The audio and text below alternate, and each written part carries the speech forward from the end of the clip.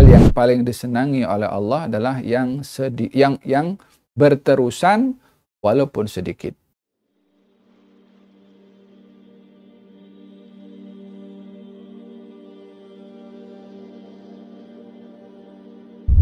Arti daripada sabda Nabi Muhammad SAW, saya dan orang-orang soleh tidak mau menolong orang yang memaksa. Nah, kemudian ada pertanyaan lagi, kalau saya paksa diri saya yang susah buat bangun sholat subuh, apakah ini yang termasuk itu kalian atau bukan? Kalau dapat hadisnya ana lebih jelas.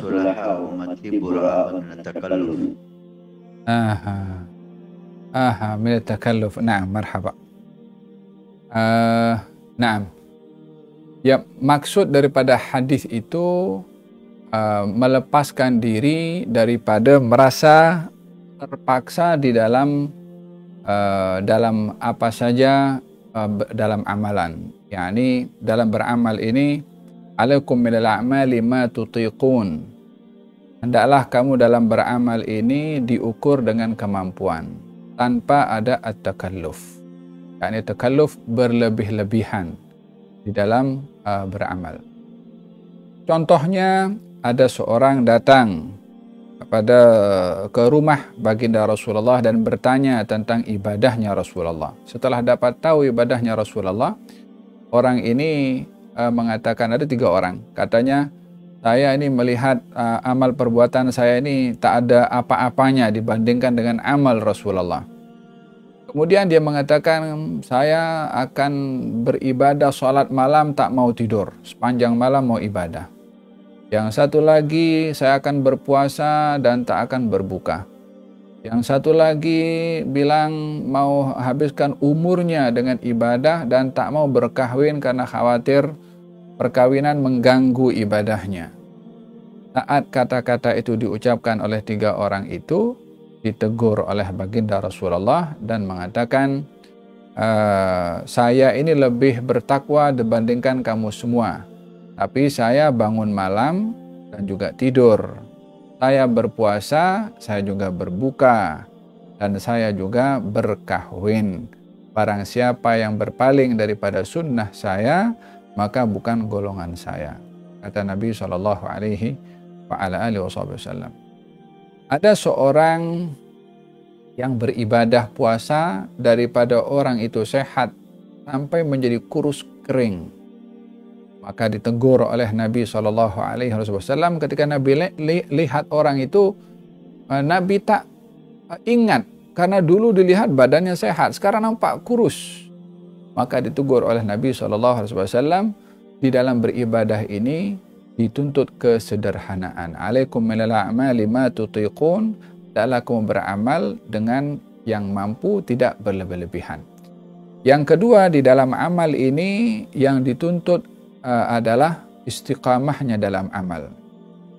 Istiqamah dalam amal, yakni amal itu dilakukan secara berterusan dan tidak dilakukan sekarang, besok tidak dibuat. Tetapi dilakukan secara berterusan yang untuk mendapatkan kesan daripada amal pada hati akan didapat dengan istiqamahnya dalam beramal. Ahabbul amali ilallahi adwamuha wa in qalla. Amal yang paling disenangi oleh Allah adalah yang berterusan walaupun sedikit. Untuk mengelak dari terpaksa dalam beramal, dan dalam orang itu kalau beramal terpaksa ada beberapa sebab ya.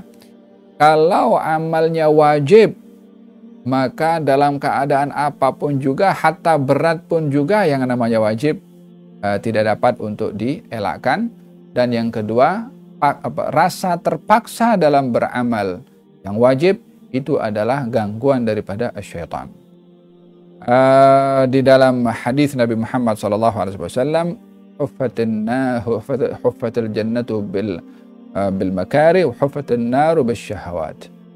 Surga ini dikelilingi dengan hal-hal yang sukar, yang mencabar, yang berat. Jadi orang kalau beramal dapat menghadapi dengan suatu cabaran atau tantangan yang berat, itu jadi tantangannya kepada orang itu untuk beramal dan melawan malas daripada beramal. Huffatun naru bisyahawat, sementara neraka ini dikelilingi oleh sesuatu yang menarik, yang enak, yang mengundang syahwat, sehingga orang mudah terpanggil untuk melakukan hal-hal yang membawa seseorang kepada kebinasaan atau hukuman atau azab wal iyadzubillah. Jadi ini satu paksaan dalam hal yang wajib.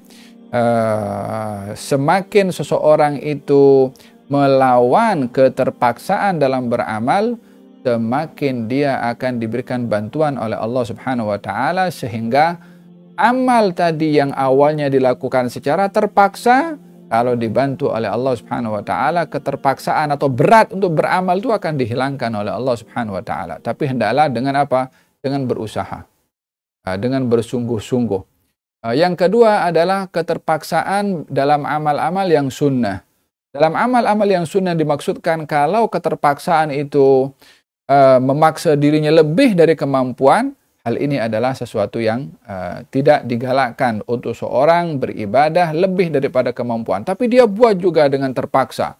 Maka dalam hal ini perlu dielakkan atau dihindari beramal dengan cara terpaksa lebih dari kemampuan. Yang dituntut adalah kesederhanaan dalam beramal.